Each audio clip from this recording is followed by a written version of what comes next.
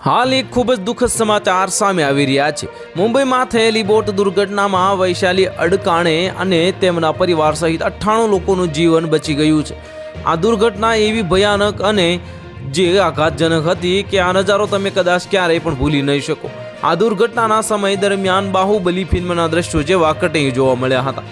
આ જ્યારે એક 1.5 વર્ષના બાળકે બચાવવા માટે તેને મામાએ તેને 30 મિનિટ સુધી દરિયાની વચ્ચે ઊભા રહ્યા અને આ બાળક વૈશાલી અડકાણાને છે અને વૈશાલીના ભાઈએ હાથ વડે હોડી પકડી અને બાળકે જે પોતાના ખભા પર બેસાડ્યો અને વૈશાલી અડકાણે એ જણાવ્યું હતું કે તેમના પરિવારના 8 લોકો ફેરીમાં સવાર હતા।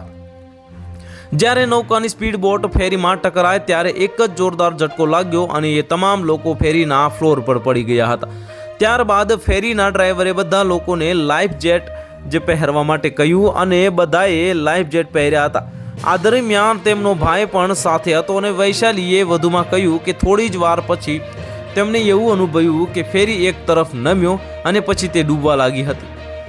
ઘણા લોકો નૌકા નીચે ફસાઈ ગયા હતા અને કેટલાક લોકોની લાઈફ જેટ તેમને છૂટી ગયા હતા અને જો કે જેના કારણે તે લોકો ડૂબી ગયા। વૈશાલી કહે છે કે અમે પણ નાવ પકડીને દરિયામાં તરતા રહ્યા અને આ એવી સ્થિતિ હતી જ્યારે મૃત્યુ એકદમ આગળ હતું અને મને મારા બાળક શર્વિલનો બચાવ કરવો હતો। તો હાલ માટે આટલું જ। મળીશું નવી અપડેટ સાથે। જો તમને અમારા વિડીયો પસંદ આવતા હોય તો વિડીયોને લાઇક કરી દેજો, ચેનલને સબસ્ક્રાઇબ કરી બાજુમાં આવેલા બેલ આઇકનને દબાવી દો જેથી તમને આવા સમાચારની અપડેટ મળતી રહે।